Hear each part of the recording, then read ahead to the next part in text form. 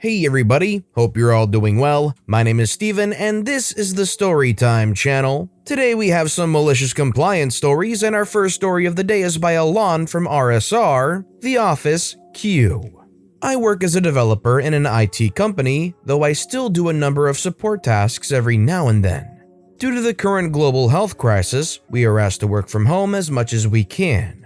There still is the option to work from the office, but with no more than one person being allowed per room. You have to request a day where you can come into the office. You're then placed in the office queue and assigned a date when you can come in. Our access cards are linked to the system, so we physically cannot come into the office outside of our assigned dates. Of course, some people, including our CEO, are there practically every day because they cannot work from home. This is all fine and everyone understands, even though it makes the office queue longer. However, if you're able to work from home at all, you have to make use of this queue and are not allowed to deviate from that. One day I get a call from the CEO. "My computer stopped working. Have you tried XYZ?" We go through some basic on-the-phone troubleshooting steps, but to no avail. "Then please come into the office as soon as you can. I'm really stuck here." Thinking he'll sort out the access into the building, I get in my car and get to the office about 10 minutes later. However, at the reception, my card doesn't allow me access. I speak to the receptionist and she informs me that I should make use of the office queue in order to get in, as the nature of my work doesn't require me to be in the office. I eventually end up calling my manager, the HR manager, and they all end up telling me the same thing. I even try ringing up the CEO to see if he can make an exception, but of course he doesn't answer his phone. So my only option is to go back home and submit a request into the office queue. My scheduled date is more than a week into the future. I shoot the CEO a quick email explaining that this is as soon as I possibly can get into the office. No further response. A week later, I get into the office, make my way to the CEO's workstation, and find him working on the tiniest laptop. He's furious that I couldn't come in sooner, but it turns out that he had no ability to override the office queue. Only the HR manager could do so, and they were now also in the queue in order to come in and override the queue for me. I do the troubleshooting that I can do on site and find that his computer doesn't boot indeed. But something starts smelling funny. I open the case to find something has short-circuited inside the power supply, and there is some smoke coming out. Immediately, I disconnect the power supply cable and grab a fire extinguisher. I end up not needing it as it stopped smoldering as soon as I disconnected the power, fortunately. But the wide-eyed, silent response from the CEO tells me he didn't see this coming. I remove the faulty component from the case and search around if there are any local stores that carry a new compatible PSU. There are none. We order one online and it is set to arrive the next day. I immediately submit another request into the office queue, only to find that it has grown considerably since the previous week. My next scheduled date is 2 weeks out, between Christmas and the New Year.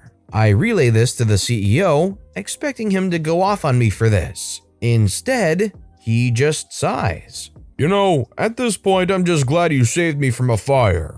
I'll ask the HR manager to put in a blanket override for you." The replacement PSU is in the office for about a week now. HR is unwilling to make exceptions as I am still able to do my work from home just fine in their opinion. So our CEO will have to work on his laptop until Christmas. And even though he's more than a little frustrated about it, fortunately he's not frustrated with me. So if there's a medical emergency, is there some kind of override that you can do in that case? Obviously there's some kind of leeway for some kind of exception. Do you think HR is doing the right thing here, or do you think HR is being overly restrictive by not allowing OP to bypass the queue? Let me know in the comments down below. Our next story is by CFWY Dirk, Old School Teamster Using Brakes as a Weapon. I was hired at a LTL freight company in a major metro area. I start at 10:30 a.m. If I were to take my breaks as scheduled, it would disrupt getting the job done. I usually have 18 to 24 stops. I need to make deliveries safely and quickly as possible as some customers close at 3 p.m. and I have to pick up shipments en route, then continue making deliveries until they are done. Don't always get all delivered. I have to make pickups from other customers who close early. To get this all done, I can't take my 12:30 coffee break. If I take my 30-minute lunch break as scheduled, I would never get it done. I bring a small cooler with food and drink so I don't have to stop the mission. It takes 7 to 8.5 hours to get it done. Then I take the 45 minutes of breaks before returning to the terminal. I had been doing this for months and all was well. One day the terminal manager asked why it took me so long to get back after my last stop. I explained what I had been doing. He told me going forward if I skipped a break, I would lose it, and I was to return to the terminal directly from my last stop. I am a Teamster. First priority are the customers who pay my wages, but I will never give up the breaks I have earned. We have work rules. Breaks are to be taken when you have a restroom and hot food is available. So, okay boss, you will get what you asked for. Next day, when it is time to take my first 15-minute break at 12:30, I call in to tell them I am going to where I am going to take my break. I called them when I got there and told them I'm starting my break. 15 minutes later, call in, break is over, heading to my next stop. Same thing for the half-hour lunch. This put me about an hour and 15 behind my former schedule. A lot of customers close at 5 p.m. I have their phone numbers. Some waited, some did not. I missed 3 pickups and 2 customers who were expecting their goods 600 miles away tomorrow, and they were not happy. The terminal manager told my union steward I was using my breaks as a weapon. This issue was never resolved the way the boss wanted, for me to skip my breaks. The boss had to figure out a different way to get her done. Me thinks he doesn't like me anymore. Well, depending on where you live, it's pretty illegal for them to try and assume that you're just going to skip all your breaks, especially when you're working 7 to 8.5 hours. That is insane amount of hours for somebody to log, while expecting them to not take a break in between any of that. OP more than deserves the 45 minutes at the very end. This next story is by Uwu Depression. You want me to sit on my hands to stop fidgeting? Fine, but I won't be able to use them to work. So I've recently been going through the process of getting an ADHD diagnosis, and part of this requires me to look through old school reports to see if there were patterns present during childhood.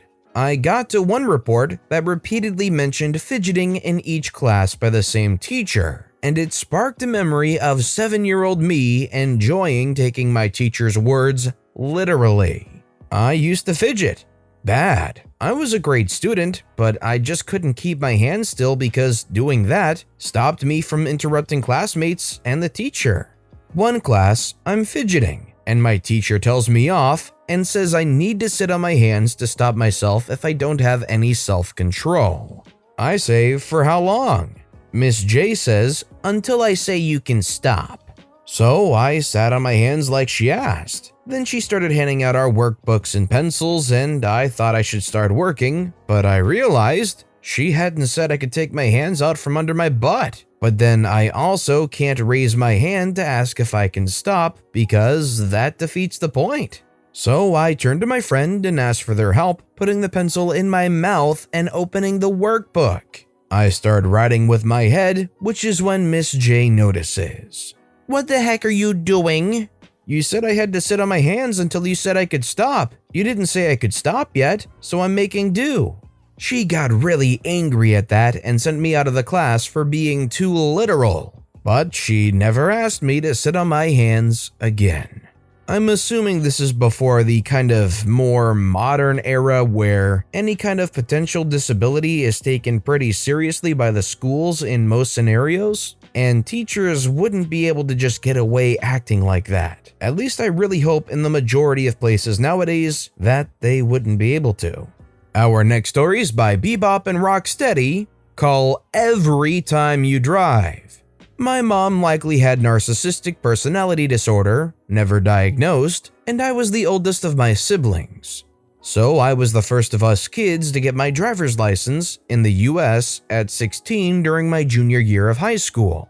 My mom was super controlling, and clearly the utter joy I felt at having some semblance of freedom was not okay with her. The first day I got my license and was ready to go to school, my mom was furious at me when I got home because I didn't call her. I was confused because I did call her when I got home from school. She worked as a doctor and so wasn't home until later. I even called her when I got to school in the morning. But oh no! In her rant, she explained that she didn't just want me to call when I got where I was driving, she wanted me to call her every time I got in or out of the car. I'm sure some of this was just natural parental worrying about your child driving, but my mom was also a witch, and a witch about this, so I knew what I had to do. Now, as a doctor, my mom's days were very busy, seeing patients, ordering labs, writing chart notes, making and taking phone calls, etc. Yes, there are free minutes here and there, but not on any particular schedule. So I knew my mother would absolutely hate if I called her as much as she said was required. It would be interruptions nonstop for her to just say, "Okay, bye," each time. But she asked. We had cell phones, but this was before texting was a thing. So my school was about 20 minutes from my house in medium traffic. I went to private high school where sophomore to senior students had an open campus. An example, we could leave when not scheduled in class. We also had a 15-minute mid-morning break and a 45 to an hour and 15 lunch depending on the day. Making the most of my new rule, I said goodbye to my mother in the morning and called her 20 minutes later from the school parking lot. Then at 10 a.m., I decided to make the most of my break and get a coffee. "Hi Mom, I'm going to Starbucks." 10:02 a.m. "Hi Mom, I'm at Starbucks." 10:08 a.m. "Hi Mom, just leaving Starbucks back to campus." 10:10 a.m. "Hi Mom, I'm back on campus." Then for lunch. Obviously I'm going off campus because I have my driver's license. 12:15 p.m. "Hi Mom, I'm going to the deli." She couldn't even make it one day. "Daughter, why do you keep calling me? Stop calling me, this is ridiculous." "But Mom, you said I had to call you every time I started driving and every time I got where I was going." "No, I didn't. That's stupid. Stop interrupting me. I'll see you at home." And just like that, no more calls. It's easy enough to say some things and kind of helicopter parent around, but when it involves basically poking you on a daily basis, multiple times needlessly, you very quickly realize that, yeah, no, maybe I'll land the helicopter on this one. And our final story of the day is by Not Blaine, The Banker's Guide to Time Travel. From a few years back when I worked at a bank. Within the bank, the risk and compliance areas of the company are basically there to insulate the corporation from loss and possible legal issues. In a lot of ways, whatever they say goes and there's no changing their mind. Ours was always famous for saying, "There's no such thing as an acceptable risk." Suffice to say, you don't want to be on their radar and should avoid all conflict. You won't win. Working in a branch, I had very little power or authority, but had more than your average bank teller. It often fell to people in my job to make decisions about what is and is not allowed. Over time, you develop a good understanding of your clients. Everyone has their own story. One customer, nice lady in her mid-60s, was in every month or so to deposit a check. She had an informal agreement with her husband. They remained legally married but separated. He lived in a different state, and once a month, he'd write her an alimony check. She'd deposit that check in her account, and that'd be her money. Otherwise, their finances were separate. Their joint account with us was closed some time ago. I knew this from many interactions with her. A teller brought the client over to my desk and told me there was a problem. In speaking with the teller, the client was trying to deposit a stale dated check, which we had a strict policy against. The client was confused. She deposited the same check every month and didn't know what was different. When I looked at the check, I saw that the date was written as 12/13/49. This all happened in shortly before Christmas 2014. I looked at the previous checks she deposited and everything looked the same. Same handwriting, same signature, same design. Check number made sense for it to be written recently. A really strange circumstance. On a hunch, I asked the client when her ex-husband's birthday is, and she told me December 13th, 1949. That was it. What probably happened was her ex was on autopilot when he started to write the date, and just the 49 came out subconsciously. I know I've done similar things before.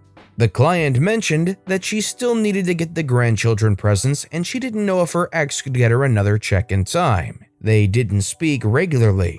I took a beat, thought about the bank policies, and then authorized deposit. I co-signed the check with approved by next to my name and told the teller to accept it. About a week or two goes by and I get called in by my manager. She had the risk and compliance folks on the phone and she seemed really concerned. It was very much an, "Okay, what did you do now?" moment. Happily, as the conversation started and I knew what it was about, a wave of relief washed over me. "We don't accept checks older than 180 days. Why on earth would you approve a check that was 65 years old?" Paraphrased, but basically them giving us a stern talking to in some detail about how what we were doing was wrong.